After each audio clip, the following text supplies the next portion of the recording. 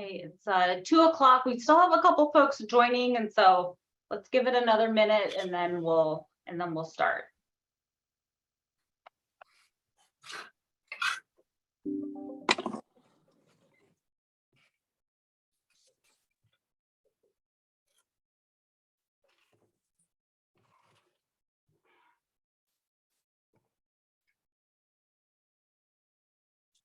Hi, Bob. You and Greg, you're the only faces I see. Well, how about that? I had to go get a camera and extra speakers because I was having a hard time hearing on Zoom. So I'm ready now. Great. Great. Okay, it's 2:01. I think we have a good number of folks in the room, so let's go ahead and get started. This is the Merced Sub-Basin Groundwater Sustainability Technical Advisory Committee meeting. Here, I will share the agenda with you guys. So you should be able to see our agenda here. We're going to do a round of introductions, and I think we did reach out to committee members to see if we could get a quorum for today to make some of our findings and everything. So hopefully we'll be able to make our findings for really the final time. And then take care of the minutes, and we'll go on to the main portion of this meeting, which is going to be discussion of the allocation recommendations that the Strategic Planning Ad Hoc Committee made to the GSA board earlier this month. And so for a round of introductions, first of all, can I have the committee members who are on? I think I can recognize some of your names, but if you're a committee member, will you come off mute and introduce yourself? Yeah, this is George Park with Lone Tree Mutual Water Company. Hi, this is Brad Samuelson, Water and Land Solutions. Hi, this is Randy Edwards, Land and Toso.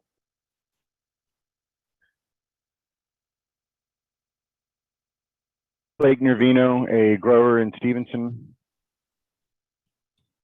Bob Kelly Stevenson. Lou Myers, grower in East Merced.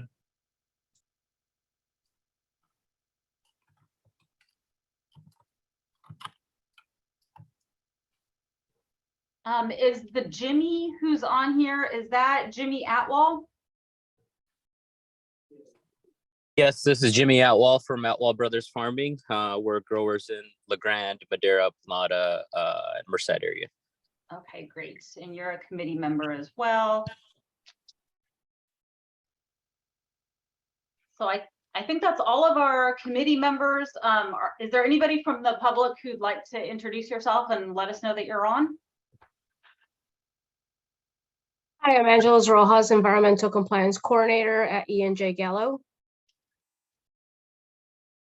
Hi, Larkin Harmon, Clayton Water District, Madera County, out on the west side. David Orth with David Orth Consulting.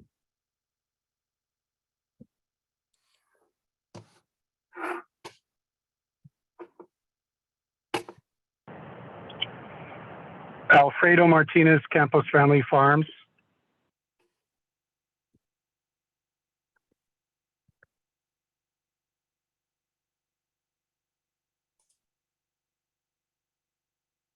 Okay.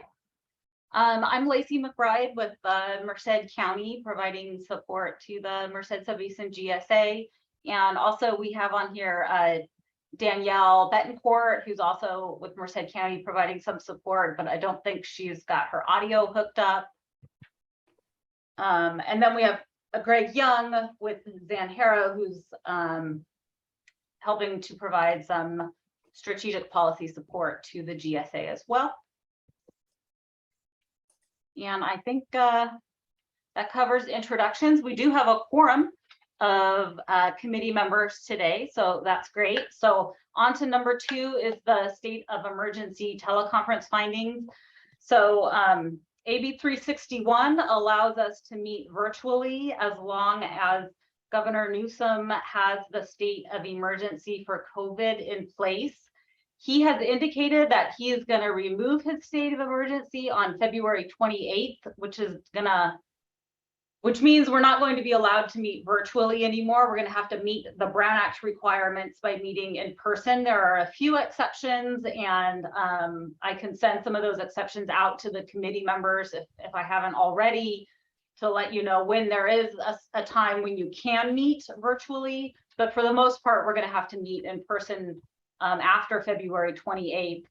In the meantime, for today, if the committee would like to make these findings that are on the agenda, the state of emergency continues to impact the ability of members to meet safely, and state or local officials continue to impose recommended measures to promote social distancing, then we can continue to hold this meeting virtually for the next 30 days.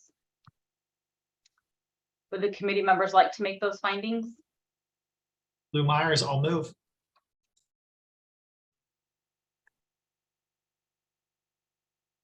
Is there a second by the committee? I think you got a second from Bob, but he's on mute. This is George, second. I second it. Okay, we'll grab Bob's. He was on mute. Great. So for the committee members, go ahead and come off mute. Gosh. Can I make a comment? Yes, Brad, go ahead. Yeah, I'm all for continuing to do it remote, but I'd like to request that there could also be a in-person option for those that are, are able to attend. So we could essentially have both.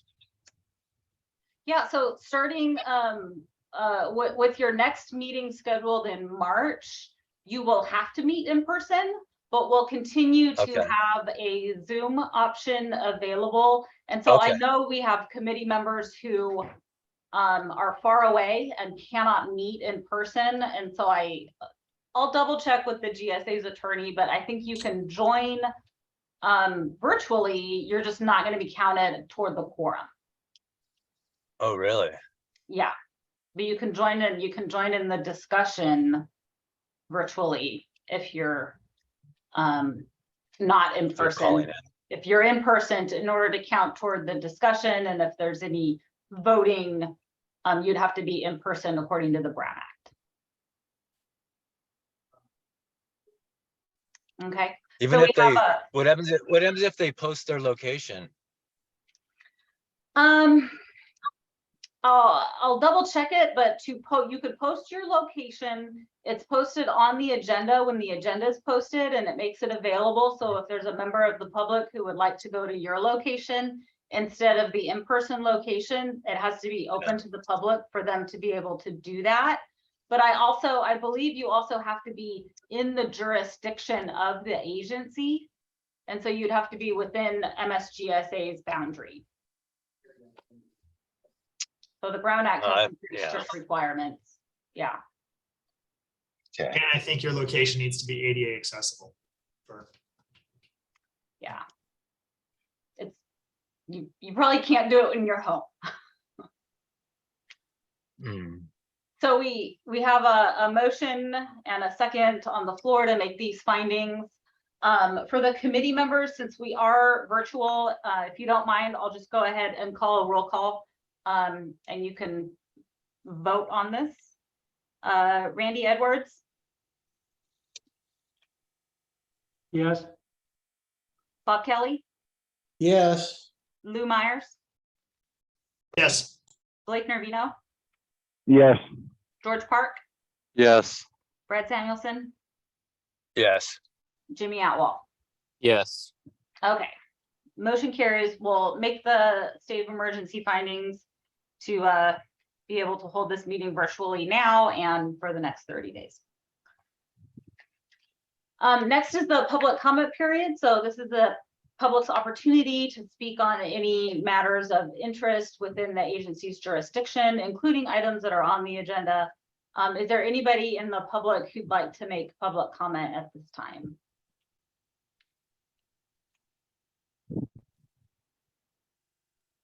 Okay. Hearing none, we'll move on to approval of the minutes. We included the November 22nd meeting minutes in the agenda packet that was emailed out. Do the committee members have any edits or changes to these minutes? Generally, we haven't had the committee vote on those in the past, but we haven't had a quorum in a really long time. Any comments on the minutes?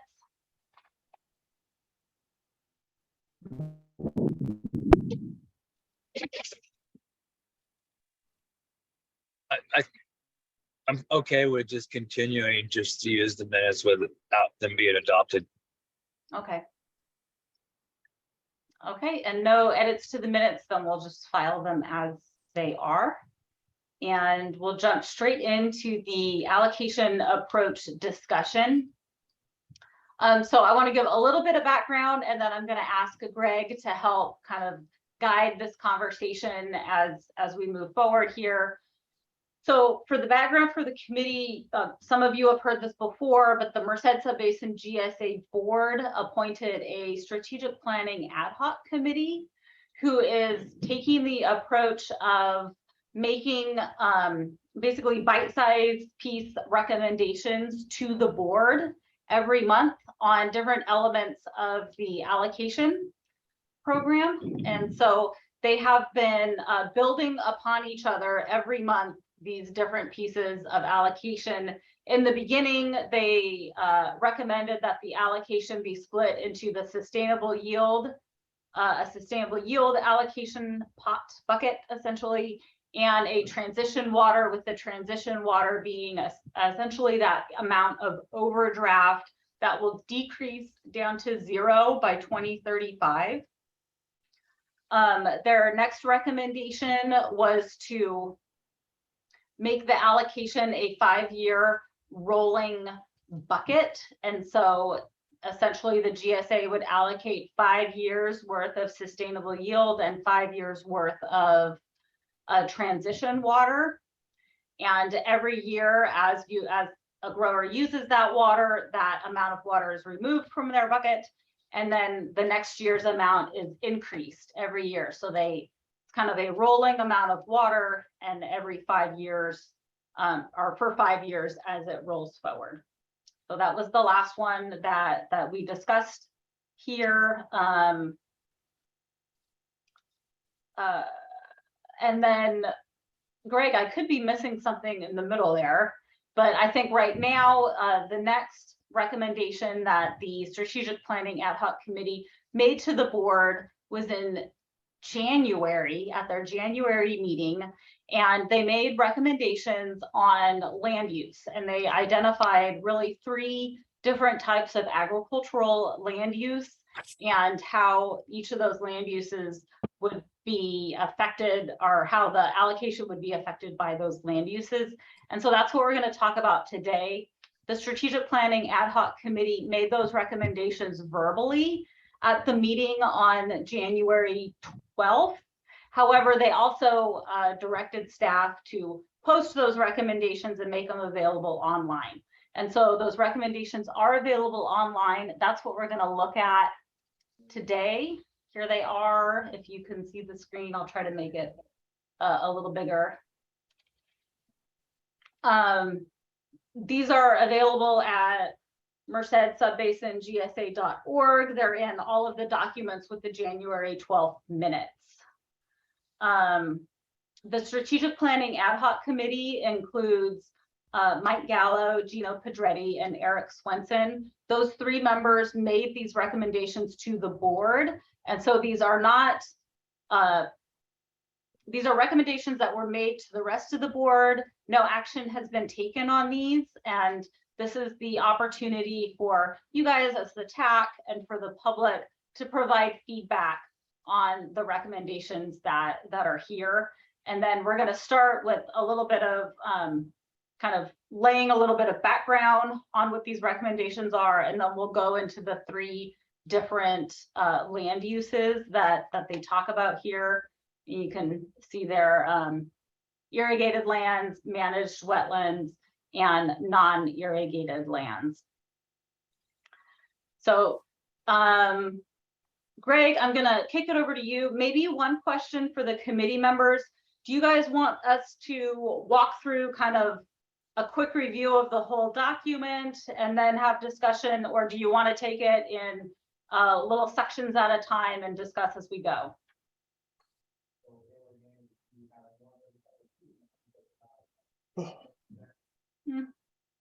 Why don't we take it in little sections at a time, and we'll see how it goes as we go along. Greg, what did I miss?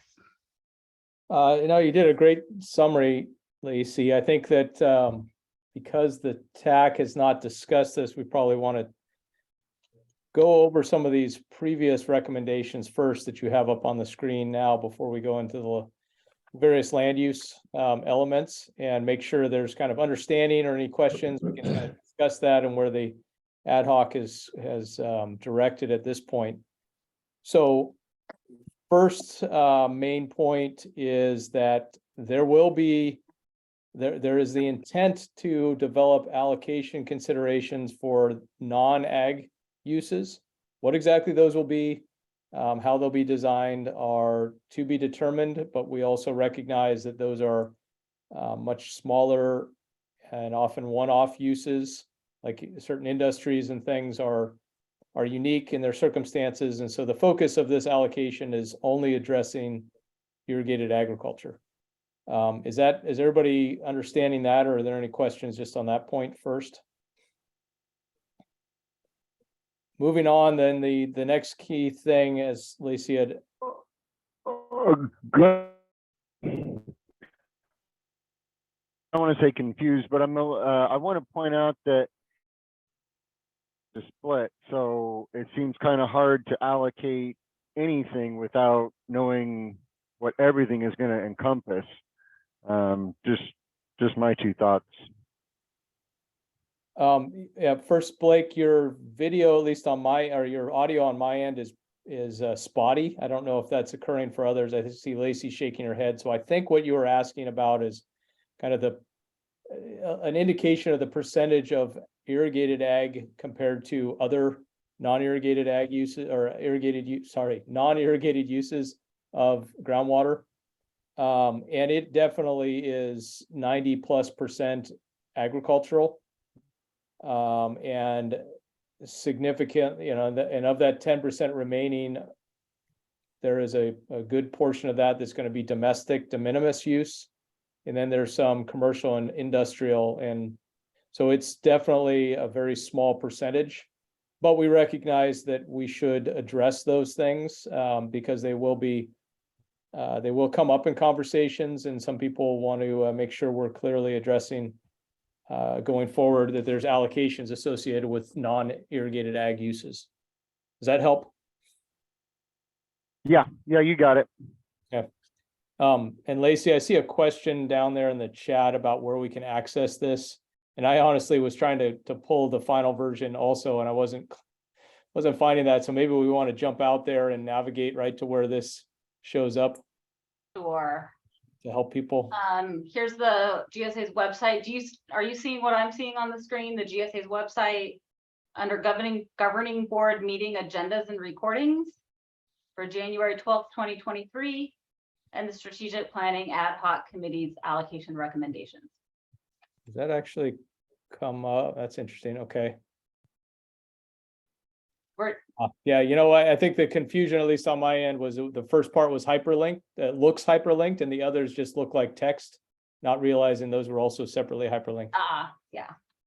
That's probably an occurrence for others.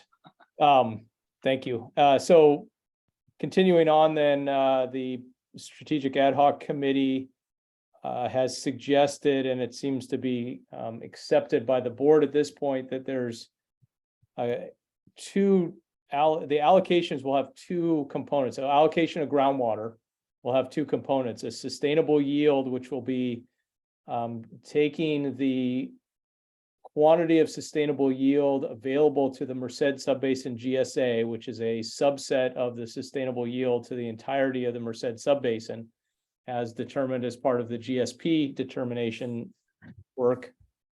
And that is one bucket of water that then would be subdivided. And when we talk about the land uses in a minute, that bucket of water would be subdivided under certain land uses. There's another bucket that you would consider the transition water. And the intent of that transition water would be to help transition the current levels of overdraft happening at the basin level down to zero. So the only thing into the future long-term average use is equivalent to sustainable yield. So those two quantities would be determined separately.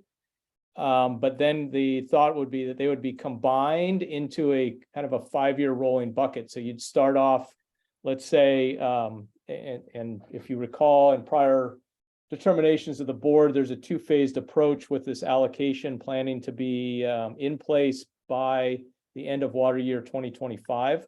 So it would be for 2026. There's opportunities that may move a little earlier than that, but at this point in time, it is, it's off at least a few years. So with that caveat in mind, for example, let's think about 2024, or sorry, this current year. Let's say there was an allocation. What you'd get is your allocation of sustainable yield, an annual amount multiplied by 5 times, and then the transition water for year 1, a smaller chunk for year 2, smaller chunk for year 3, etc. through year 5, all of that poured into one bucket that would be available to a parcel or potentially a combination of parcels. In any given year, you're going to use some of that. And as you move into the next calendar or irrigation or water year, whatever exactly we end up using, there will be some water subtracted out of that bucket based on what you actually used, and some water for year 6 added to the back end. And so your bucket now would include what you had used, and you may have used more than an annual amount or used less than an annual amount, but you're going to carry this 5-year moving bucket to give flexibility to growers. So that's the idea of that 5-year bucket. Are there any questions on either the allocation types or that bucket approach?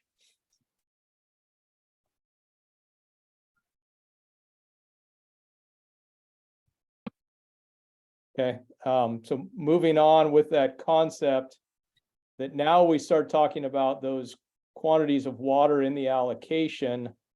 Who are we going to subdivide those amongst? And we recognize, as the GSA, the ad hoc committee was recognizing that the assessor's office generally has 3 fundamental different designations of land use that have been used, and they kind of represent the historic functions of that land use. And generally in our GSA, those historic functions that then would use groundwater. And those would be irrigated agriculture or managed habitat, managed wetland habitats, which would include duck clubs. That is a designation the assessor uses, something called a non-contract duck club. And then non-irrigated agriculture. So those 3 land use designations are something that they're kind of recognized. So the ad hoc committee was choosing to address each of those slightly differently in this allocation approach. And that is because there is variances in historic use, historic reliance, and the need to transition some of those historic uses to a new future as part of attaining our objectives, our sustainable objectives by 2040. So if you scroll down a little bit, Lacey. Let's just pause here for a second and remind everybody that, again, we're using the assessor's land use codes designations, and for the GSA's purposes, and they've been using this consistently since 2019. Irrigated agriculture includes farming, trees and vines, dairy, and poultry land use. So I just wanted to define what we're considering irrigated agriculture. And Lacey, this is Jeannie. Can I ask a really stupid question? Yeah. Are the only 3 land uses recognized by the assessor's office within the GSA, those 3 land types? We don't have anything else? That are considered to be agriculture that this allocation is directing to. So non-agricultural uses like commercial or industrial, municipal, some of those things are also recognized by the assessor, but they are not the subject of this allocation. Does that help, Jeannie? They going to be the subject of a future allocation, or how are they going to be dealt with? Yeah, that second line there at the top, non-ag land uses that use groundwater, such as residential, commercial, industrial, will be addressed in separate policy conversations. There we go. Okay, thank you. No problem.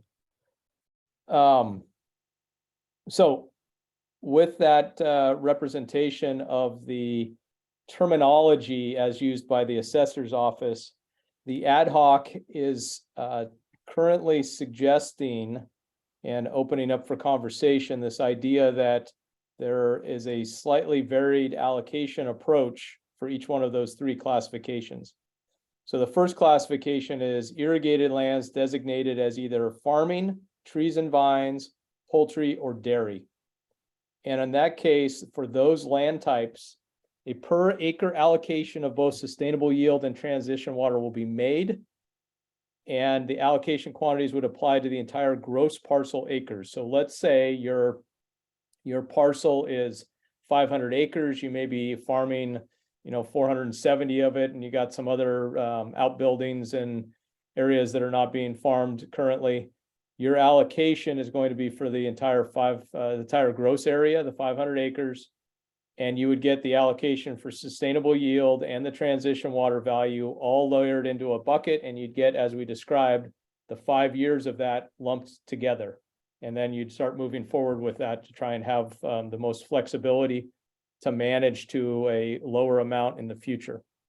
The allocation quantities would, sorry, I did say that on the gross parcel acres. Grouping of or sharing among like designated parcels would be allowed under to be developed rules. So for instance, the idea that you may farm multiple parcels, even though they may not be contiguous, they may be a quarter mile down the road or some other reasonable geographic or spatial variance, you may be able to link those together and say, I'm farming this all as one. And so you might be able to use the allocation as appropriate for your business operations across those parcels over time, so long as they are linked. Those rules have not been thought through or developed at this point. So obviously input and ideas for that would be welcome from the TAC at this point, and there will be opportunities to talk about that into the future. So I want to pause on this first one and get any feedback, thoughts, reaction to this first concept.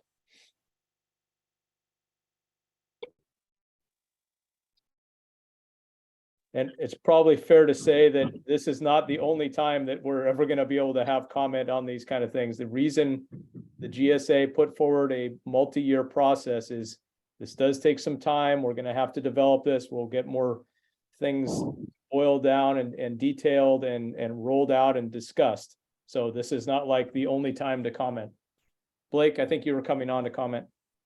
Yeah, hopefully my audio is better. Curious about where zones might fit in. I'm assuming it would be under this category, and then it would be a subset of this category where we would further define a difference between zones. Yeah, so I appreciate you bringing up that point. One of the next topics of conversation the strategic ad hoc wants to start discussing is the ideas of spatial variance across the GSA. As we all recognize, the Merced Subbasin GSA is somewhat of a donut wrapping around the Miagusa GSA. And so you have differing conditions, both historic and ongoing, both in crop type, groundwater conditions, subsidence issues, other concerns, as it varies across that our GSA landscape. And so that opportunity to talk about variances will be coming up.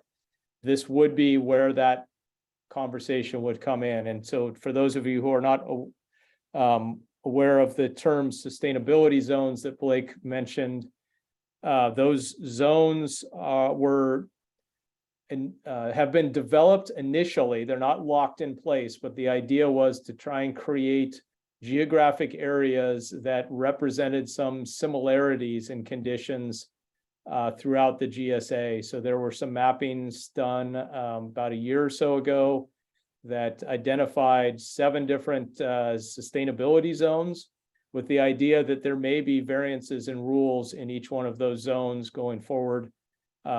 We recognize that those zones would probably need to be refined a little bit for no other reason than just to make sure we're following property boundaries and not ending up splitting someone's parcel between a couple of zones or something. So that's what that is intended. So hopefully, Blake, that helped answer your question. Also, I'll just add, I could see zones coming into the discussion where bullet number 3 here, it talks about grouping or sharing like designated parcels allowed under developed rules. I could see zones coming into play there, but that's a conversation that kind of that sharing and where zones play into sharing, that's to be had by the ad hoc committee. Yeah, I think an excellent example of that would be if you would consider that you're farming a parcel on the western side and another parcel on the eastern side of this GSA. There's obviously a fair distance, especially from a hydrogeologic standpoint and groundwater traveling standpoint. And if you were to say, I'm going to use my allocation for my western parcel in my eastern parcel, that could be problematic because the water doesn't actually move that direction well. And so there's some other temporal and spatial considerations that might, the zones may help us formulate some rules around the sharing among parcels. Another question, Bob Kelly here. Under the developed rules for this grouping that aren't finalized yet, is there an expectation when that would get finalized? And that's the first part of the question. And the second part of the question is in the same area, the development of a water credit system or water trading system, would that happen in the near future? Excellent questions. I think the idea of or more definition around rules on the sharing are probably going to follow discussions that might affect allocations that might vary spatially. So I think we need to address that first and then look at whether there needs to be, what's the next step when you start talking about sharing allocations. In that same line of thinking, Bob, that if you create tools that allow the landowners to manage allocations across parcels that they manage without going into a full water market situation, that might at a minimum be an initial approach to minimize concerns about markets potentially being manipulated. And we know markets take a while to get rules written that are going to be equitable. And so we may need to give ourselves time on that. Ultimately, there may be a market for transacting allocations that would also then tie in on these designated parcels and how far you could share. So in other words, you couldn't sell your allocation to somebody that's on the other side of the basin, probably. Okay, thank you. I just had one more question, a little bit ahead myself, but perhaps the recharge development of a credit system for that is being looked at for 2023. It was in the minutes. That seems to be premature too, because we don't have allocations nor any way of its trading ethers, correct? So, yeah, you're correct. There is no allocation in place. The way the 2023 framework was established was it says that there won't be ability to recognize your credit for use until we have allocations in place. But you potentially, and this is what the ad hoc committee wanted to do, is it did want to, and the board wanted to encourage potential recharge given a anticipated wet season. We did have, a bunch of rain coming through, and so we were hoping we could encourage activities, and some of those people might want to get credit for, so we wanted to create that framework. They may not be able to use that credit until 25 or 26 when we have a allocation in place, and then that credit would be an additional line item. You could see I have a sustainable yield.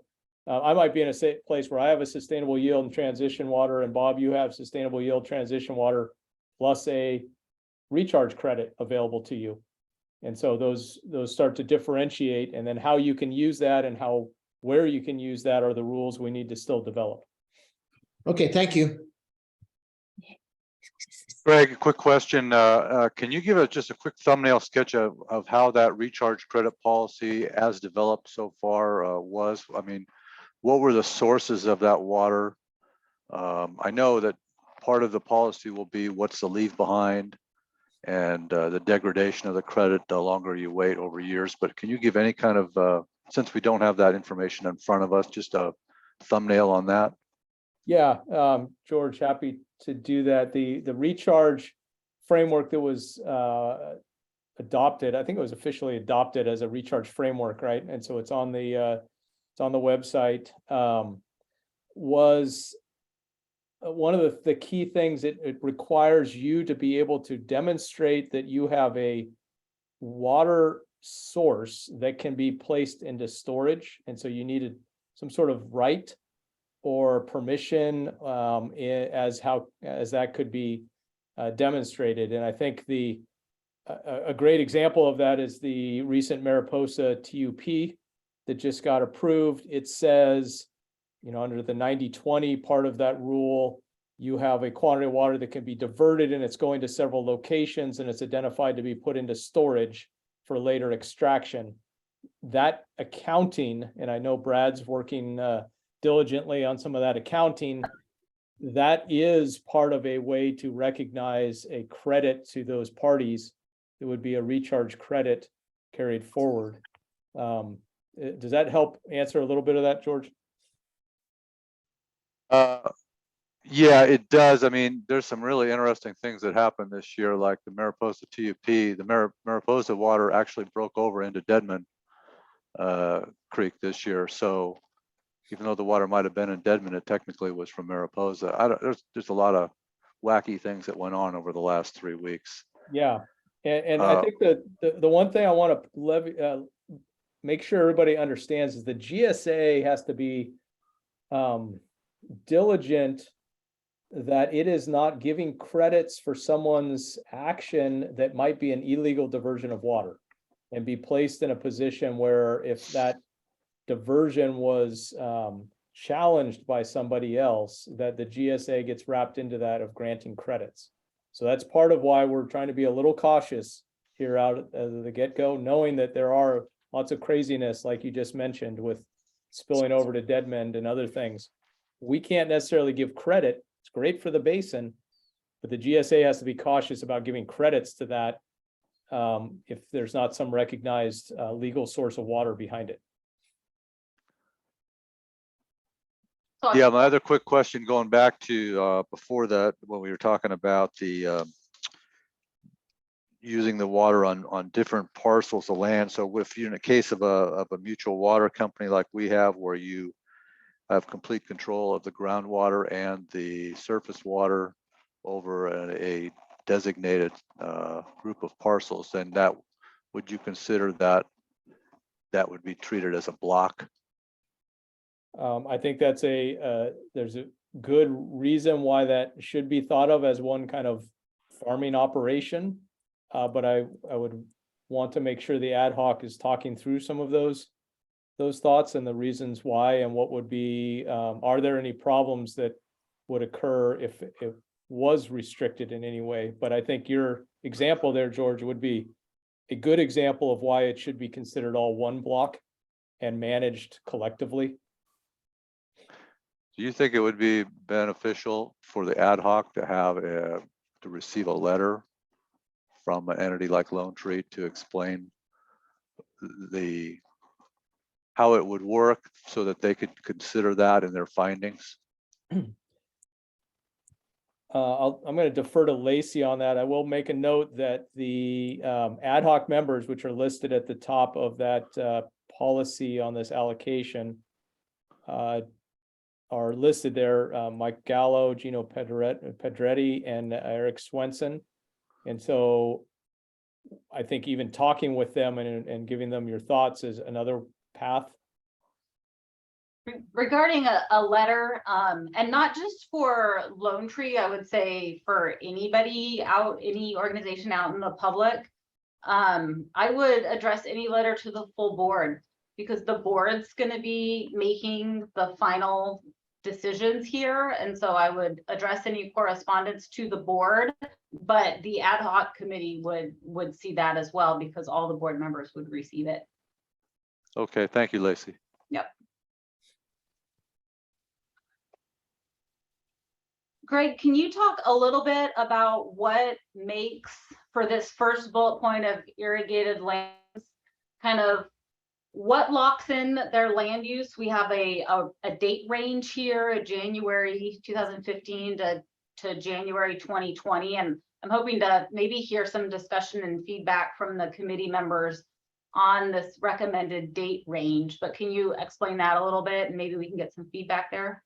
Yeah, absolutely. Great point to refocus that. I think that's especially important when you start recognizing that we are talking about certain subsets of land uses here, that the idea of what the allocation is really trying to do is it's trying to address the use of a sustainable groundwater while also recognizing the existing laws that revolve around groundwater use in the state of California. So part of the idea is if we have been overdrafting and the GSP said we need to significantly reduce consumptive use of groundwater, we need to really focus on reducing that from those lands that have been using the significant amount of groundwater. And that period of January 2015 is essentially the start of SGMA. It was passed in 2014 and became enacted in January 2015. And then January 2020 was when the GSP was submitted to the state for consideration. And so that period of time, we're saying if your land use was designated as one of these irrigated land uses, farming, trees and vines, poultry or dairy during that period, then you would qualify. So you may have taken some action during that time to take land out or bring land in to different production. That what we're saying is we're kind of recognizing a period of time where you would be recognized as that land use designation. Now, in contrast, you might not have been one of those land use designations, and you have either today or tomorrow or next year or the year after or sometime prior to an allocation, make a change. And we're suggesting that the ad hoc is recommending that those lands be treated slightly differently, as we'll see in a couple of these other bullets. So I would love to get, as Lacey noted, let's get thoughts back so we can share that back with the ad hoc committee. I think I'm confused by a little part of that. You said whether you take land in or put it out between January of 2015 and January of 2020, you'll have that designation. I guess which designation? So if in January of 2017, you took trees out of the ground and you haven't replanted them yet and haven't used, which designation would that be? Right, that's a fair question, and I think part of it goes back to also the consideration of whether you went to the assessor and you had it changed. Or is it still not planted, but it's still considered irrigated ag and addressed as one of those other categories, and you're paying your tax roll based on that designation? So, but you're raising a good point. If you have made that change somewhere in that point in time, I think part of what the ad hoc committee was looking to address is if you recognize that Sigma was making a change, and so you took an action kind of preemptively, we wanted to still say, all right, that was the right thing to do, and we're not going to penalize that action and still recognize that land as if it was irrigated, but you're doing the right action rather than making that following decision like next year. Does that help somewhat frame it?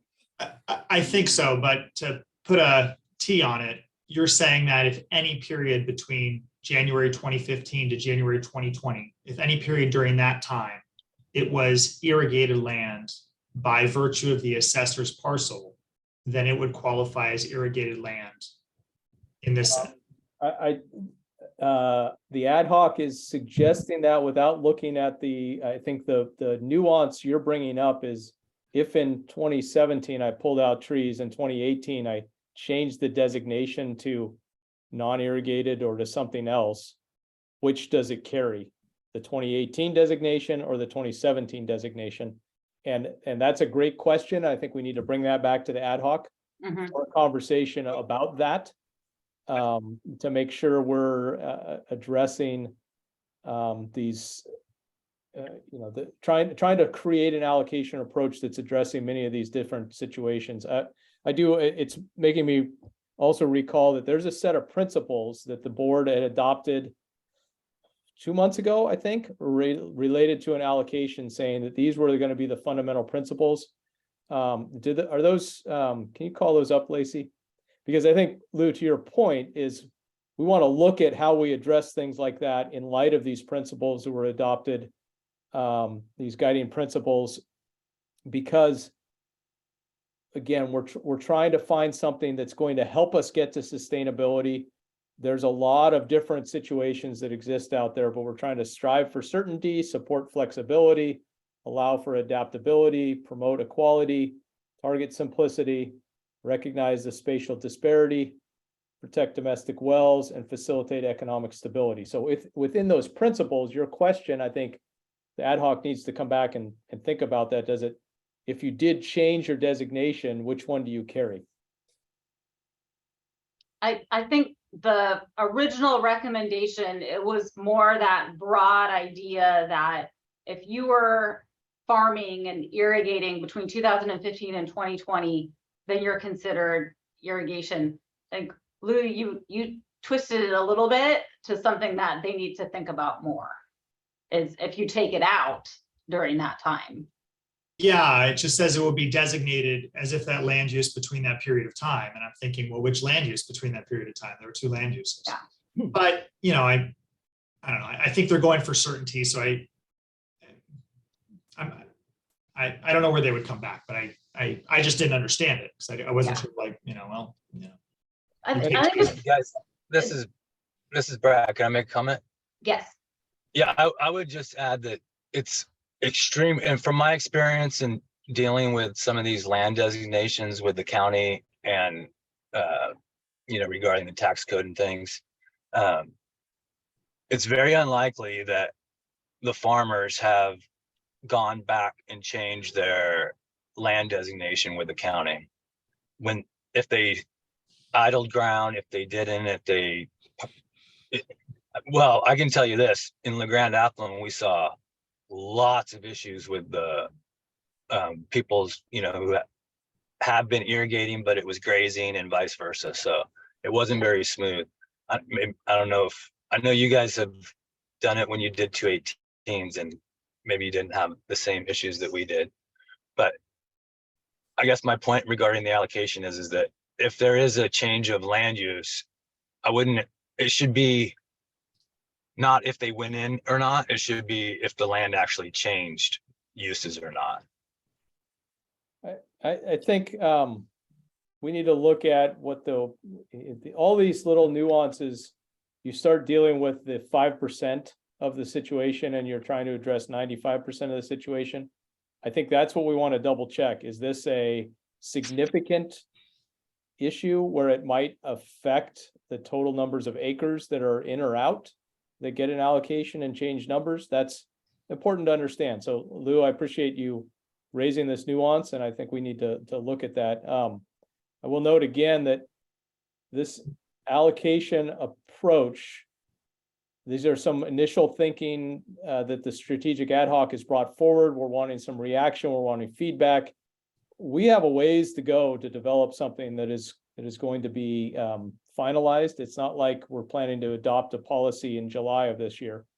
So these are important things. We need to get this understood. We need to look at it. We need to float it back out. We're going to have workshops on this kind of stuff over time. So there's probably lots of these little things we need to consider and try and address. So again, thank you for bringing up that point. And we'll talk to the ad hoc about it. Would it make sense to phrase it this way, that this is a stopgap measure, this is what's being looked at, being implemented for the next 5 years. We're going to come across a lot of those things that you just mentioned, Greg, and we can always improve upon it later when the rules are, adjusted every 5 years? Potentially. Again, the intent right now is to not even have this allocation. I shouldn't say not have it in place by the end of water year 2025. We're in water year 23, irrigation season 23. We got 24, we got 25. It would be going into that 26 season. We might use 24 and 25 to play some what ifs if we did have a policy written a certain way, and then find where the hiccups are and make some tweaks before it becomes more formal.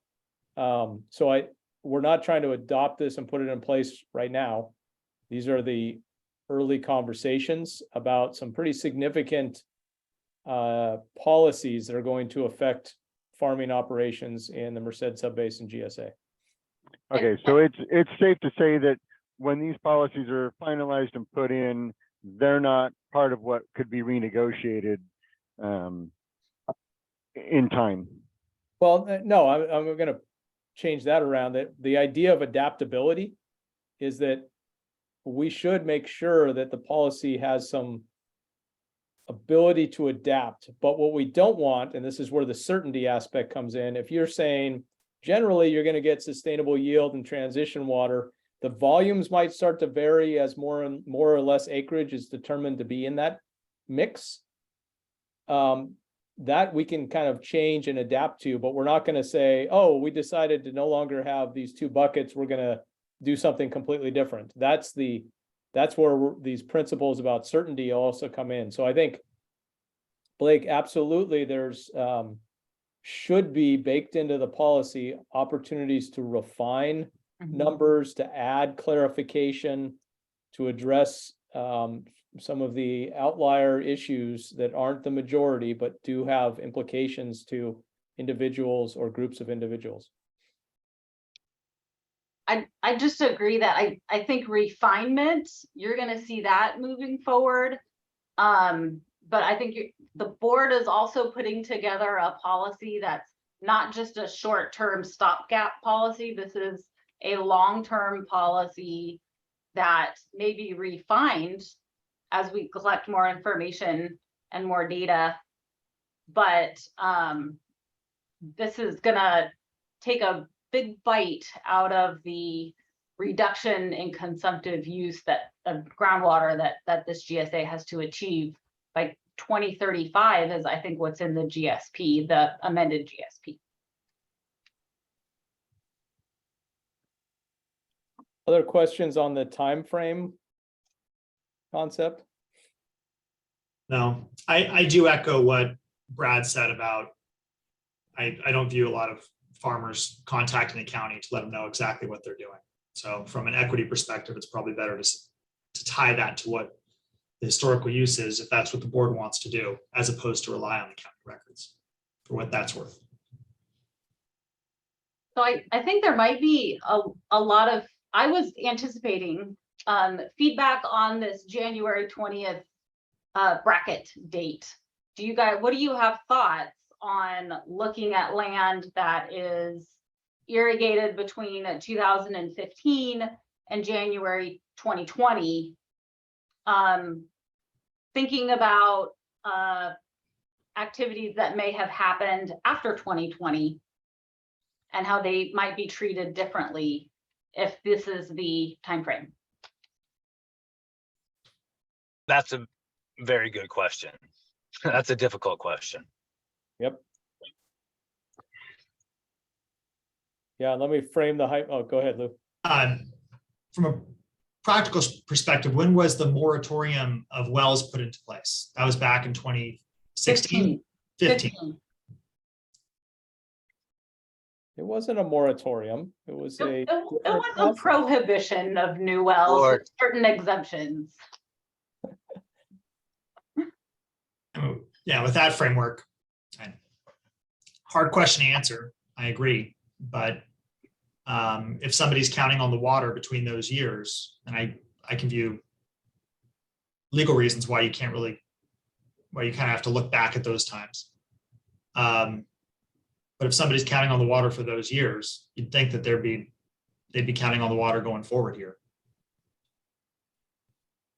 So let me just, for the hypothetical point of the conversation, illustrate a couple of examples of how things may play here. Is, let's say in 2015, I had 2 400-acre parcels fully irrigated wall to wall. I saw Sigma come in, noted that there's probably going to be some changes afoot. I took half of one of my 400-acre fields out because maybe, their life it was an orchard and the trees were getting old. And I chose not to replant those after removing them in 2017. So I have 600 acres instead of 800 acres on a couple of parcels. The idea is that you would get an allocation associated with that entire 800 acres. Greg, I don't think anybody has an issue with that. I think the scenario that is, in my eyes, is controversial. I know, I was about to go there, Brad. Oh, okay, I'm sorry. All right, No, never mind. Go ahead. No problem.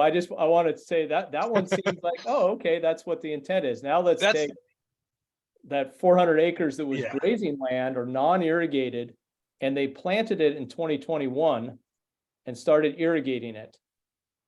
The ad hoc is suggesting that land, because it is since, or even planted in spring of 2020, since it's outside of that window, it is going to be treated differently as far as an allocation approach than that first example I gave. And that's where I think the controversial question comes up, Brad. Am I capturing what you're thinking also? Yeah, you are. And I think you helped Madera County grapple with this question. What date did they use? Do you remember? Ultimately, they used the adoption date of the policy, which I believe became June 8th, 2021. Yeah. I mean, like, it was a very specific thing tied to their policy adoption. And also what was considered was basically January 1st, 2015, which was, you could count as like the first day of Sigma. Right. And the other end of the bracket is the day the GSP was submitted to DWR and adopted by the various boards, GSA boards. That's the concept of this condition, that you should know that GSP that was adopted in December 2019 and submitted in just January 2020 said there's going to be significant demand reduction occurring in the Merced Subbasin GSA.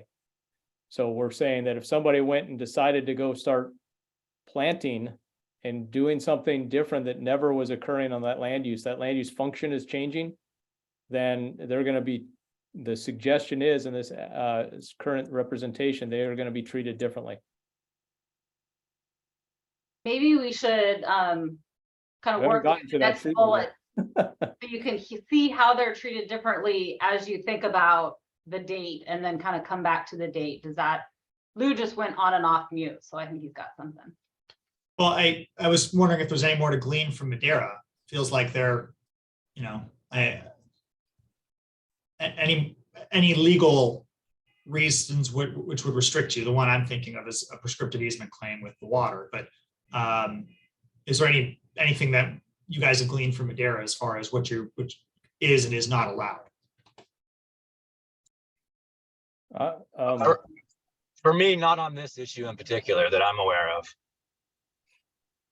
There's lots of issues in Madera, but Yeah, it's lots of challenges. I think, you know, if you look back again, what is trying to be accomplished is historically there were a set of parcels that were beneficially using the available groundwater, and there were a set of parcels that weren't using any groundwater. Generally, again, this is kind of very cut and dry, black and white. I know there's lots of nuances. The set that was putting groundwater to beneficial use was overusing that and needs to drop back. The question is, how do you manage from a legal perspective those that have never put groundwater to beneficial use but could? How do you address that in the aspects of trying to obtain those principles and manage to those principles? Is a complex question, and there's a lot of legality in there, and I'm not going to try and opine on behalf of the GSA. We have Jeannie here if she wants to, but I think the point is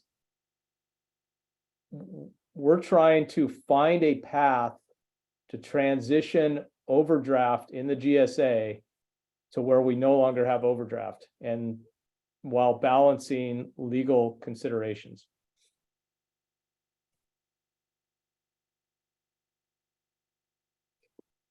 So let's move on to on that note.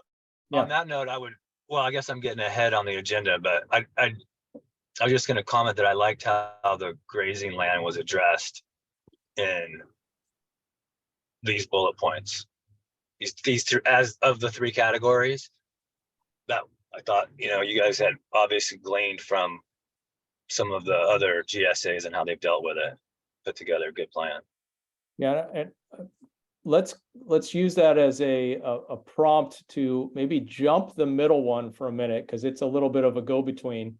And let's go to that non-irrigated land designation part, which is recognized as from the assessor's office as grazing. So it's agricultural land designated as grazing.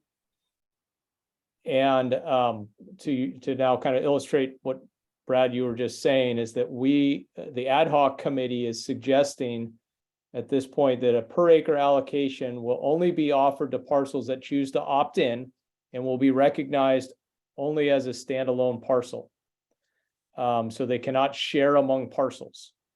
Only sustainable yield would be offered, no transition water would be available.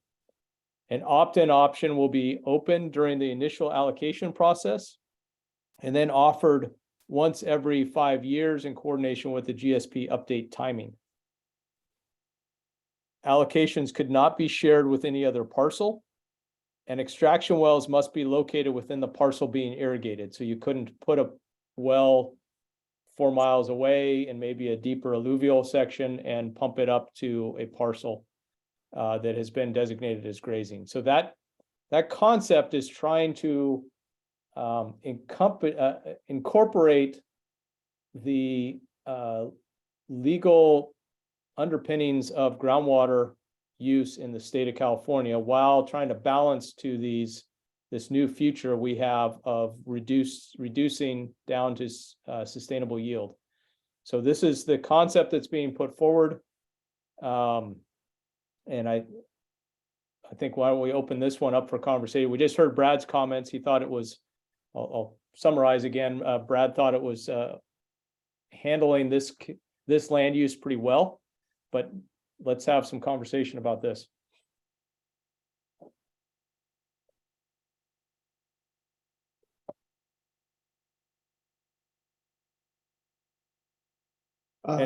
Can you hear me, Greg?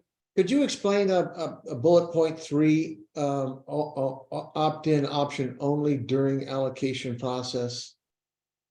Right. So if let's get back for a moment to our, let's just talk about sustainable yield bucket only.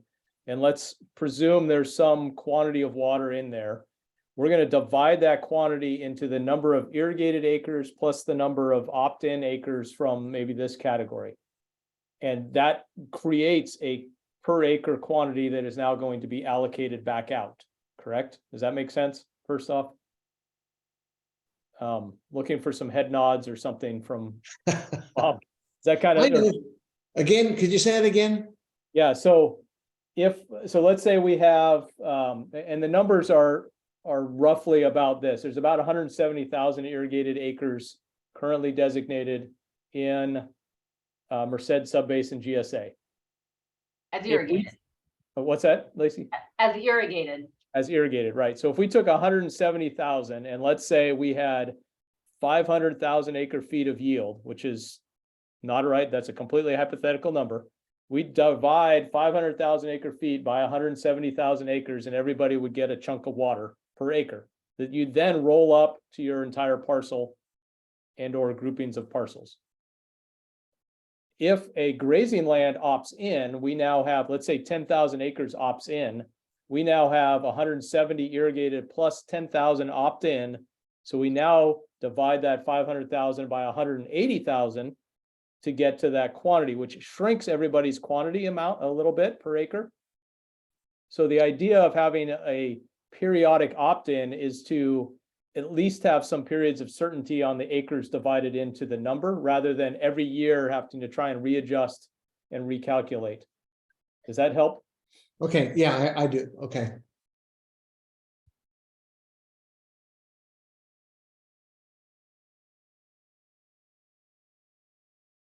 I have a quick question. Okay, it says that the extraction wells need to be located within the parcel being irrigated. Is maybe something to be considered, treating it like a block, like the farm units? You know, out here, we've got some people that graze within our district, and it's not always one well per one parcel on a lot of these ranches. And sometimes, you know, like for example, the county line splits our farm. And so we have, you know, 20 acres that's in Merced that is irrigated, you know, technically with Madera water. So there's these little parcels that may be chunked out in some spots. And when it comes to grazing and stuff, I just think you could use the same concept as like the farm units or the blocks, but make it with the grazing, just to make it a little bit more fluid with the wells. Just a thought. Yeah, I appreciate that, Larkin, and I want to point out the final bullet you see on this screen, because I do think what we want to try and develop is a rule that applies to the vast majority of circumstances and then deal with some of those other circumstances as appeals. The concern with potentially allowing grazing land to be lumped in is you could have somebody who now goes and seeks grazing land to add in some way, and they have some wells that are on property nearby, and they start over pumping those properties to try and pull water over, and it potentially, and I don't know, and you're all of these conversation points will be brought back up to the ad hoc. So I'm not trying to dismiss any of them. I'm trying to just have a conversation about them. But what we're trying to address is, if you want to go take non-irrigated land, current grazing land, and start irrigating it with a crop, you should be able to say, yes, I could drill a well and get water and supply this parcel as an overlying user would be allowed to do under water rights law. Truly, you know, if you really want to apply, well, I got to be a little cautious here, and I'll let Jeannie correct me. Overlying law for water says you're allowed to use groundwater from a well on the property overlying that well, not on a parcel that's down the street. So you know, one of the things to consider, and why this is kind of saying that parcel the well should be on that parcel, is we're trying to recognize and protect the overlying right people do have to access groundwater overlying the property where the well is. So I think your situation, there may be those kind of one-offs, and that's why that last bullet was added by the ad hoc to say, we do want to have a process so some of these unique situations can be brought forward and we can potentially make adequate considerations and accommodations.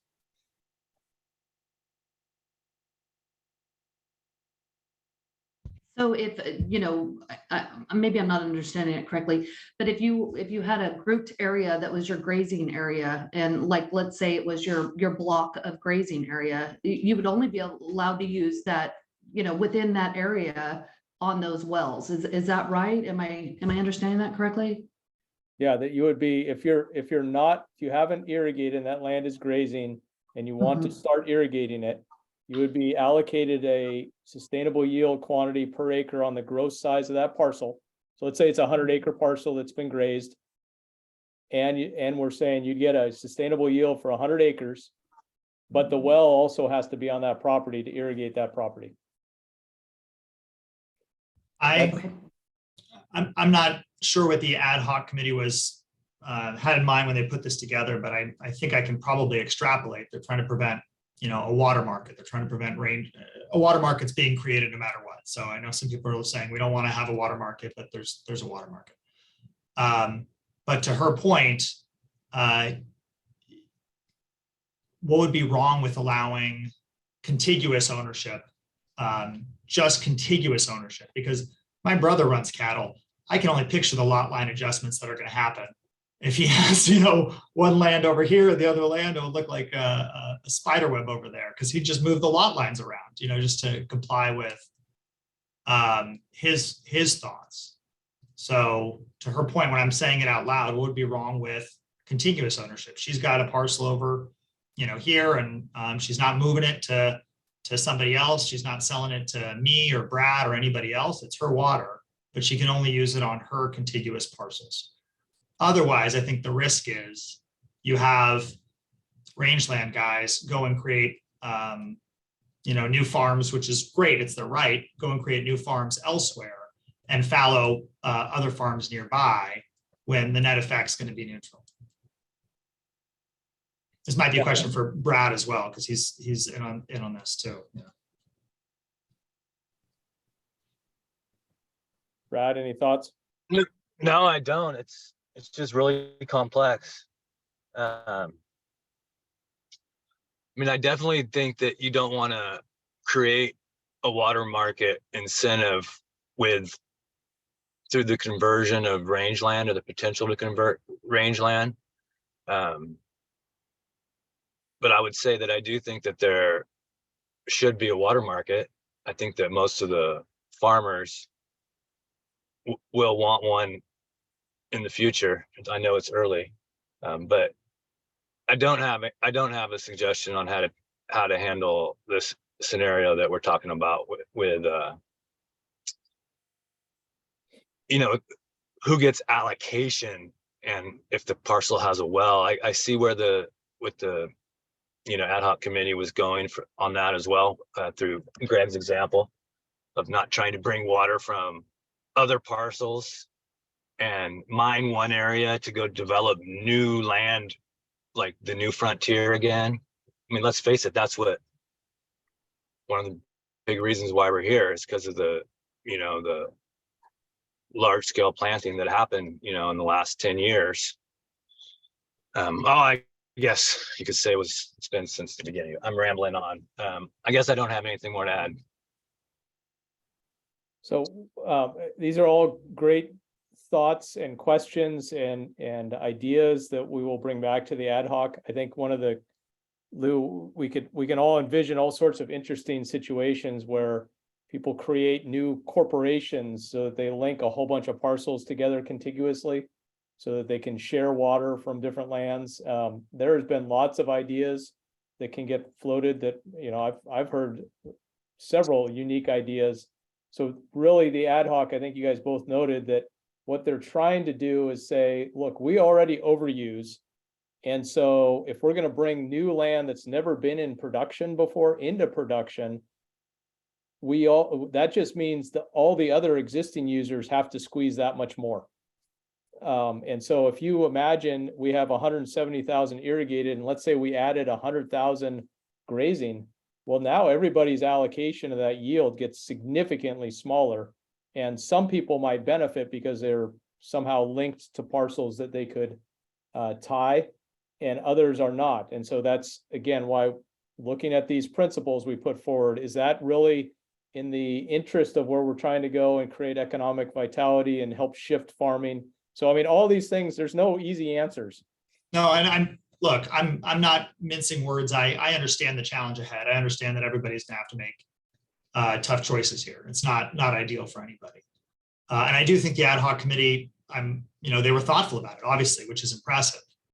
I think that I'm just narrowing in back to that simplicity argument because I can think of a bunch of different ways that this thing can go, but to, I guess, Larkin's, point, if she's got, well over here and she's irrigating her ground over there, that might be categorized as rangeland. Can she not, if it's contiguous ownership, I would say that should count for something, because otherwise what she'll do is she'll put a well in her other ground and then go irrigate. I don't think it's going to really. And, one way to possibly address that is could be the timing of ownership. If you owned it already during that window. Yeah. And so to remove speculation and, and trying to grab lands or do other things, maybe that's another aspect to consider. I don't know, but there are a lot of challenges here. And again, I think trying to find something that, is simple, applies the majority of time, has an appeal process that we can address some one-offs. This is where we're trying to find something that is administratable, simple for the landowners and simple for the GSA to manage. I think if it doesn't go contiguous ownership, you'll just have a lot of parcel line adjustments, quite frankly. Yeah, could be. Let's if there's no more conversation right now in this grazing category, I'd like to go back up to the middle category that we were representing as managed wetlands, which would include non-contract duck clubs or lands with easements, like may have a U.S. Fish and Wildlife Service easement on it. In this category, the ad hoc committee is suggesting that there's a per acre allocation it should be sustainable yield, will only be offered to parcels that choose to opt in. So you're going to have some lands that might have an easement, but they might be an easement for upland lands, and they're not really interested in pursuing any kind of yield, because there may be fees that come with this down the road too, associated with participating. Sustainable yield allocation quantities would apply to the entire gross parcel. Transition water allocation would be granted only for a parcel that recently, between that January 15 and 20 timeframes, or currently pumped groundwater for habitat purposes, and only to the acres historically irrigated with groundwater as a form of managed wetlands and habitat. So the idea there, well, and then I'll hit the final bullet. Oh, there's two more bullets. One's on the next page. No transition water would be available for a parcel that is not recently or currently pumped groundwater, and grouping or sharing among like designated parcels would likely be allowed under to be developed rules. So part of the concept here is there are folks who are trying to manage for habitat and the benefits of habitat, and we want to recognize those, and we want to allow supplies to be available to continue some of those operations. So if you have a couple 100-acre parcel and you have 50 acres of it as some wetlands, or whether it's permanent or perennial or seasonal wetlands, that you can stack your sustainable yield onto that parcel and also have some transition water onto that section that you've been historically operating.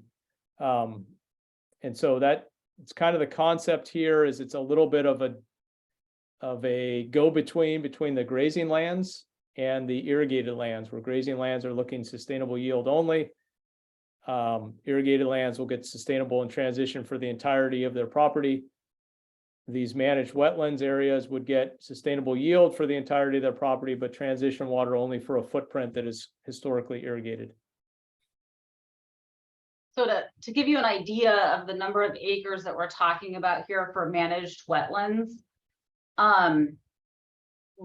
we're using managed wetlands because the land use, according to the assessor's office, is actually, it doesn't identify them very well. So we've been in contact with Grassland Water District, who helped us with a map to identify about 20,000 acres of parcels that have managed wetlands on them. It's not 20,000 acres of actual wetlands. It's 20,000 acres of parcels. Their land use with the assessor may be different. It might be grazing. It might be one of our irrigated land uses. It might be non-contract vet clubs, but they're different. So for the 20,000 acres that we got mapped from our friends over at Grasslands, they say that those 20,000 acres have easements. The GSA has to continue to do some work reaching out to those landowners with a letter basically asking the landowners, you know, do they have wetlands that they manage with groundwater? But in the end, we're looking at about 20,000 acres. So it's not a huge number, but I think in the state of California and in the Central Valley, 20,000 acres of parcels with wetlands is pretty significant, considering that wetlands do seem to be disappearing in California.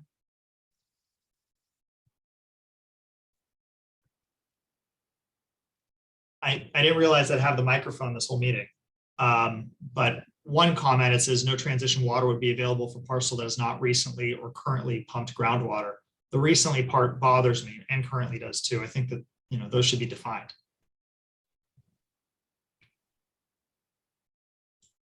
I think they're defined in the bullet number 3.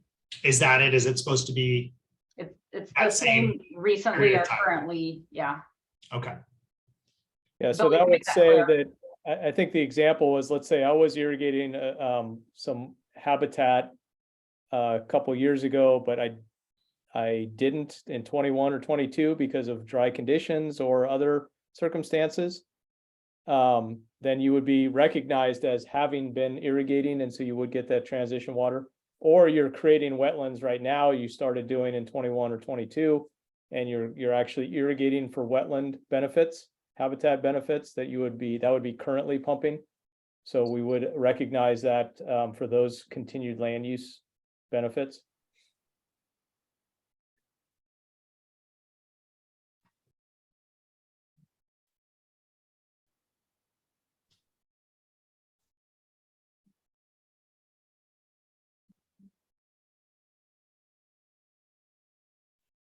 This is Bob Kelly. I just have a question, and again, I probably keep getting ahead of myself, but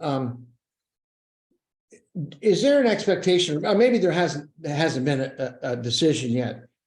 There would be fees associated with just the allocation of sustainable yield and transitional water, and on top of that, fees associated with the extraction of groundwater, whether it be sustainable yield or transitional. Two different types of fees?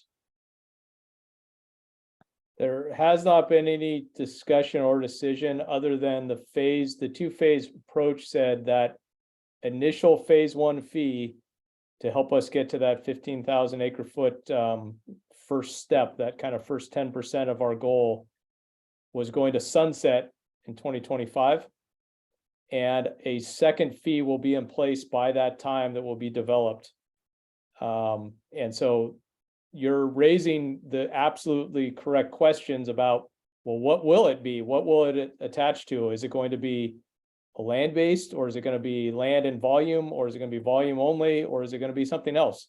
Those conversations, I think, are best had once we determine an allocation approach and get a little bit more vetting on what that looks like, and then start talking about those fee structures. But the ad hoc and the board would love to hear input from you as early as you want to give input on those. Okay, thank you. I would say an opt-in fee, pretty minimal than with an extraction fee based on volume. But that's early, but since you asked. Yeah, it's never too early, Brad.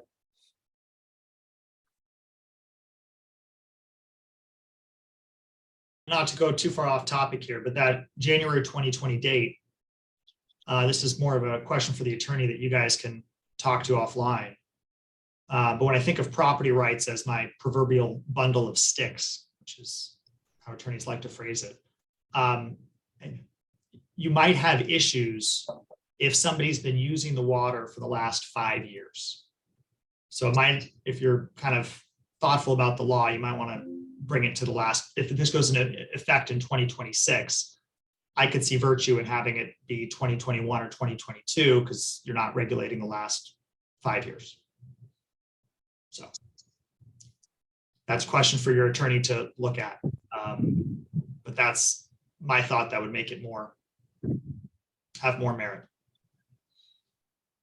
Appreciate that input, Lou. Blake, you came off mute. Yeah, I'm just curious. I don't think anybody has any idea how much water a wetland actually uses. Big question mark.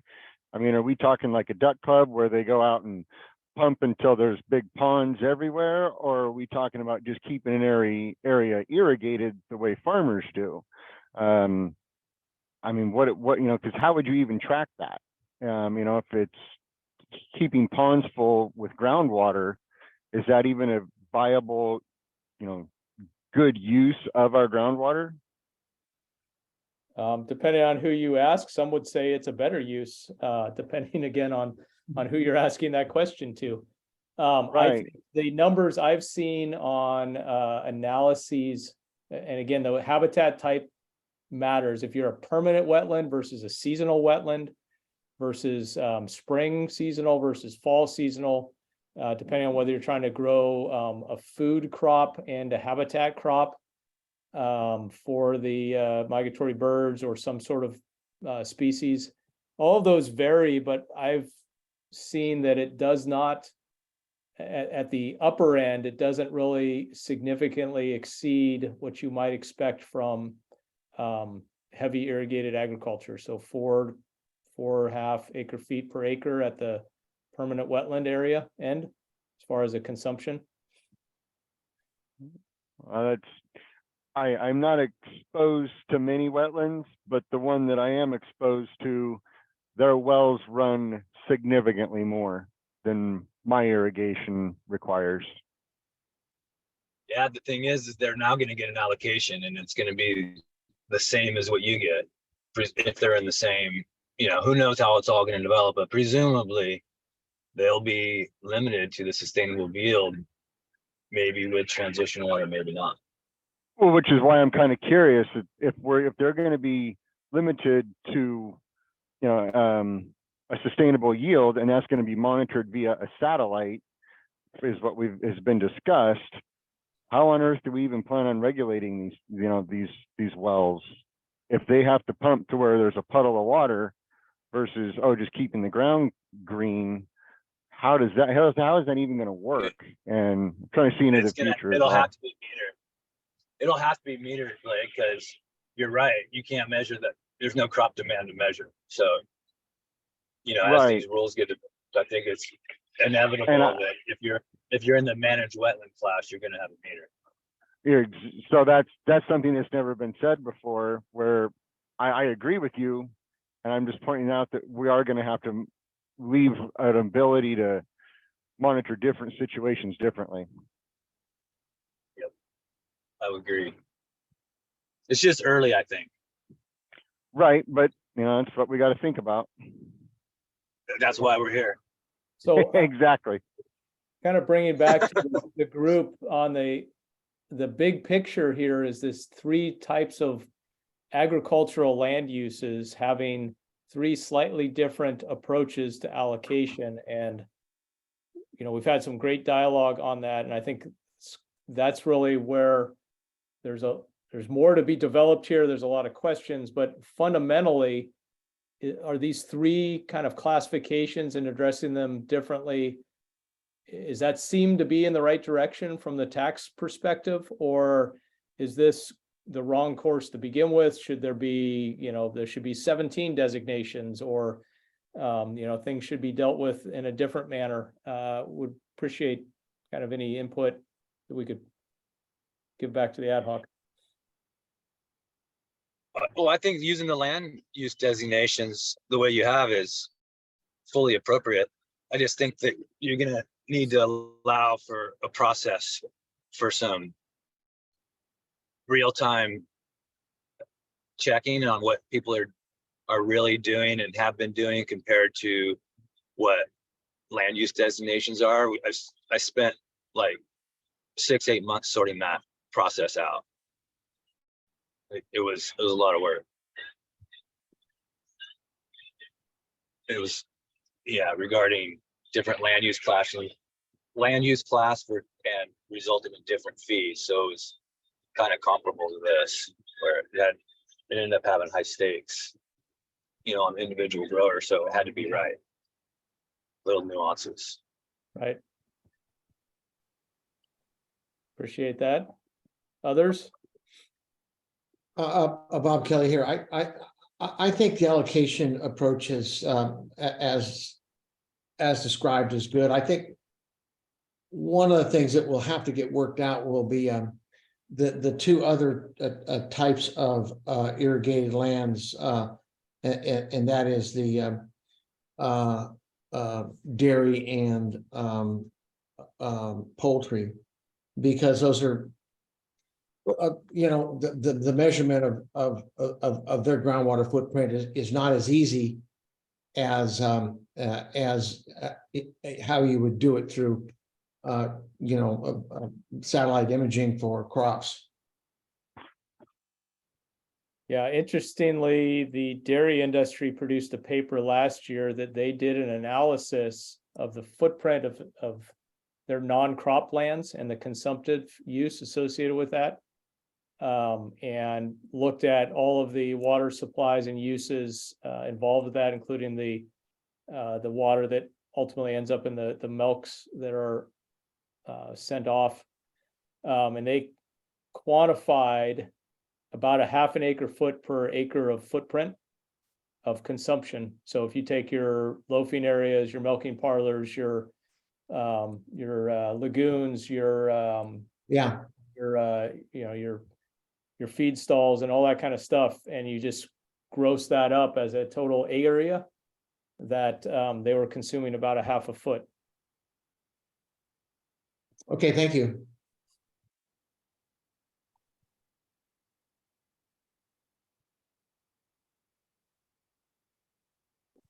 Even though the dairy's consumption is lower, this is currently kind of contemplating categorizing that under the irrigation land in general. That seems, I mean, I obviously see issues with it as well, in the sense that the irrigation land is on the gross acre parcel, and there's going to be some where that doesn't really apply appropriately, borderlands, things like that.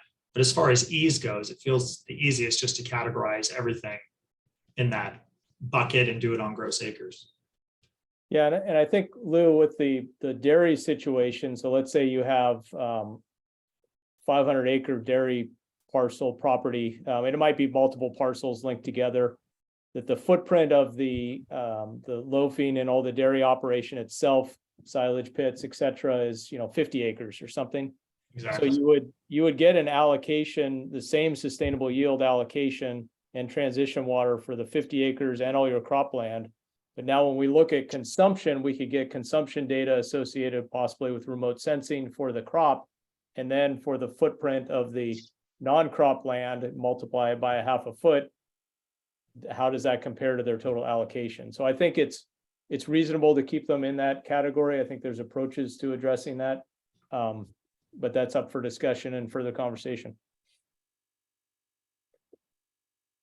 I agree.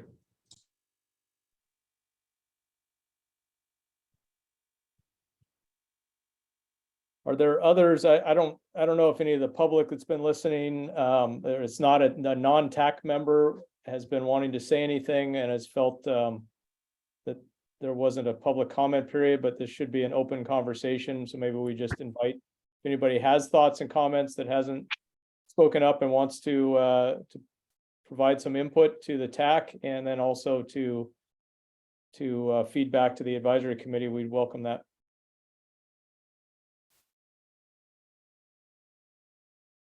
I think I see Dave Orth coming off. Oh, maybe not.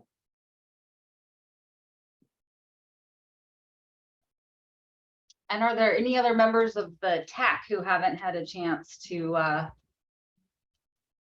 give their thoughts yet? We'd love to hear from you.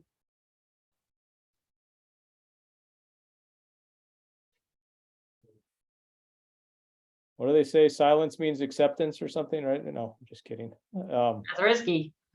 Obviously, there will be further conversation, but I think one of the things that other GSAs have also experienced is a lot of these conversations. This is the time to voice some thoughts and get some ideas out there, because if we continue moving down a path and then a year from now, somebody raises a major issue, but did not bring that up earlier, it's harder to address. So we'd rather hear about challenges now. We'd rather make adjustments, address considerations early to design something that ultimately will be implementable and acceptable. Greg, with that in mind, are there any federal wetlands in our basin that are currently being flooded with groundwater? So yes, there, and I'm going to make a distinction between federal fee title land and easement land. The federal government has a lot of easements with private property owners.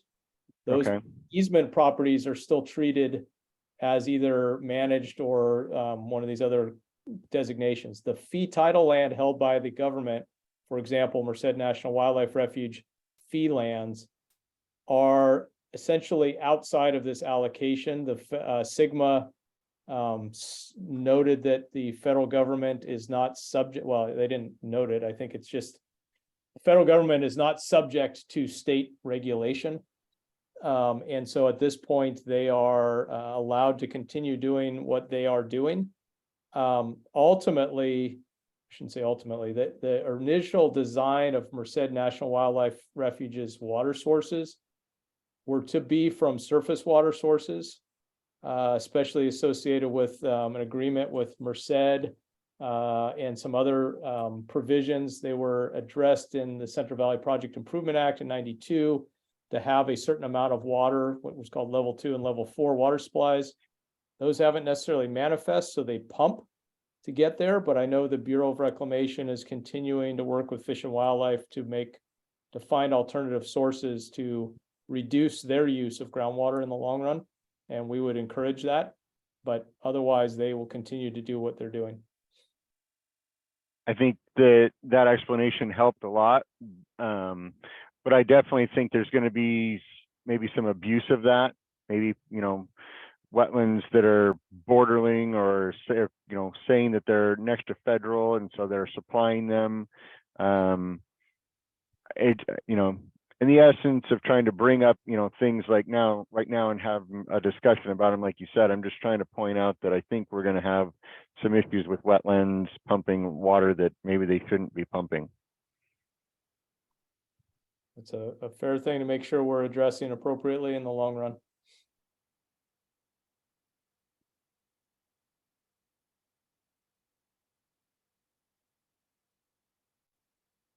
Since we're talking about the long run, I would make the suggestion that we try to use the same platform as MSGSA, so that from the beginning we're using the same sort of data sets, and all of the data is well organized under one platform. Even there obviously would be separate logins and rules associated, but I think if we're all going to make it successfully, we're going to have to work together through some sort of trading, especially from the MSGSA side to the Merced Subbasin side. So being on the same platform as them would be beneficial from the beginning. Lacey can give you an update on that. Yeah, Okay. we've been, staff has been reaching out to the contractors, companies that are working with DWR to create that pilot platform that MSGSA is working on. And so EDF and California Water Data Consortium. So once we found out about MSGSA's platform in the fall, and that they had something that they were potentially gonna be using. And we knew there was an interest. We've heard it from you guys in the TAC before. There's an interest in having a consistent platform across all the GSAs.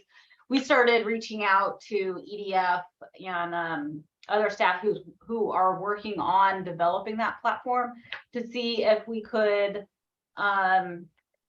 join the pilot and also have one created for the Merced Subbasin GSA. Maybe we have to pay our way in. I know MSGSA is grant funded, and we're checking with DWR to see if there's some grant funding that maybe could be extended to us.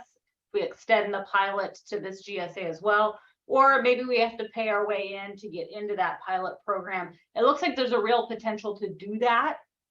And so in February at the board meeting, we're going to have a representative from EDF at the board meeting to give a quick update on the platform, its functionality, maybe a little bit of a demo to the board members. And then we're going to have the board have the opportunity to take action to join that effort to create that platform for this GSA. And so we're expecting to see some board action in February. Of course, their options are join the platform that MSGSA is using, or go out and create an RFP to create your own platform, and they could go either way. But I think there's also interest with the board to be consistent throughout the GSAs as well. Well, that's great news. Thank you.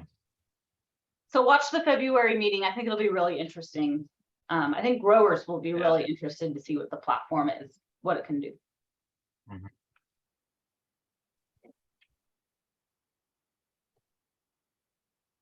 Any So other, Go ahead, Greg.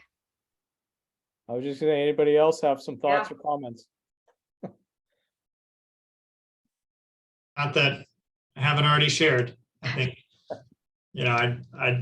I'd like to see them look at it for the rangeland and the ag land in general, the irrigated land, as well as the grazing ground units. I know they're doing it for the irrigated land right now, where you can kind of view it all as a unit. But if there's contiguous ownership in the grazing ground, otherwise I think people are just going to do lot line adjustments and navigate that whole thing. But it seems like that would be equitable.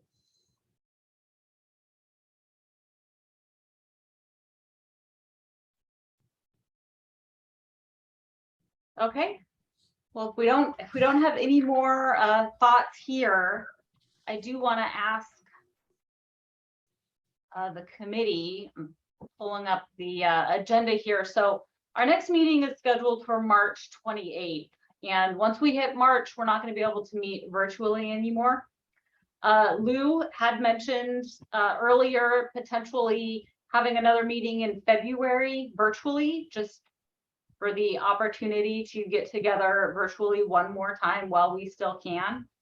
At this point, I can't guarantee that the strategic ad hoc committee is going to have, their next set of recommendations that they're going to have provided those to the board at the February meeting or February board meeting or not. I think that's on February 9th. Let me see. Yeah, on February 9th. So we could, if you wanted, we could schedule a TAC meeting it would have to be within the next 30 days so we could fit that are the findings that we made. So late February, and give you another chance, maybe a shorter meeting after you've had time to think about what you saw today, to provide any additional feedback. I don't know if I'm going to have new information for you. So for the TAC members, what do you think? Do you want to put another one more virtual February meeting in there, or do you want to hold off till your regularly scheduled March meeting, when I do expect we'll have new recommendations for you guys to talk through in addition to this as well? Do you think that we could look at the program that gets presented to the board and have some feedback from that in a February meeting? It won't, I don't know. I don't know yet if we'll have something that has been presented to the board, and I would have to talk to the strategic ad hoc committee if they're comfortable with you hearing their recommendations before those recommendations go to the board. I think that really depends on the ad hoc committee and how they want to release their recommendations. Sounds good. I was just thinking we could maybe give some feedback, but see what happens. If there's not new information presented, are there materials that we need to cover in another meeting?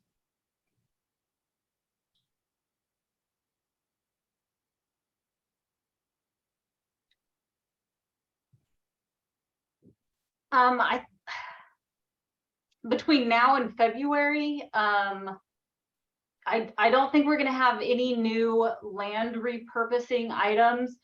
There will be, I think there will be some adjustments to the land repurposing program that's going to be released later this year. I don't know if we're going to have anything ready for you guys between now and, February 23rd, which I think is the latest that you'd be able to have that meeting using the findings you made today. So there's land repurposing, there's allocation, there could be some value in letting you guys simmer on what we just talked about and bringing that back in February. Greg, can you think of, I don't have anything teed up for you. Yeah, I don't know. Sorry, just top ahead, I know there's some conversation about pursuing the next round of the multi-benefit land repurposing that's offered through the Department of Conservation. I don't know if if there is a choice to go that direction, whether there's something to brief TAC on. That would be the only other thing that comes to mind. Well, what's your judgment? I mean, as much as I love everybody here, I don't want to meet just for the sake of meeting. But if there's material to cover, we can. What's your guys' Second that.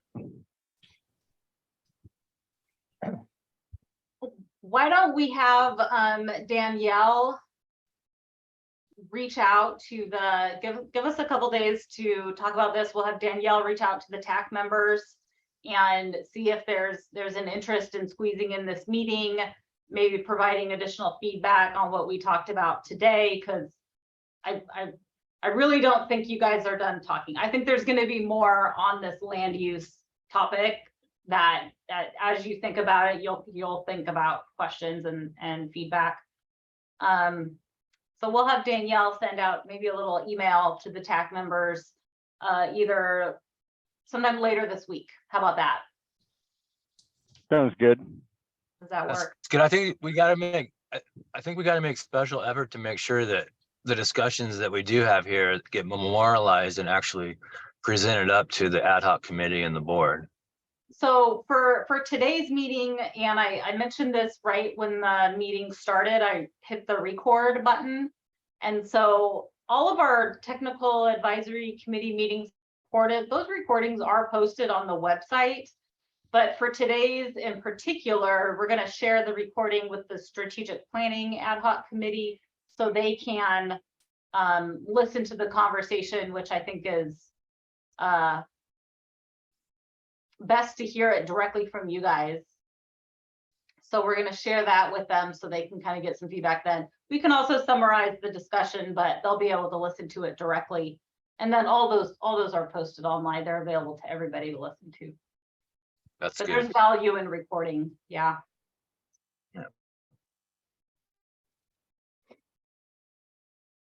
Okay, so we have a potential February meeting, but a definite March 28th, 2023 is the next time we'll see you guys. And unless anybody has anything else, we'll call it an end to this meeting. Okay. All right. Thank you, everybody. Thanks, everybody. Thanks, everybody.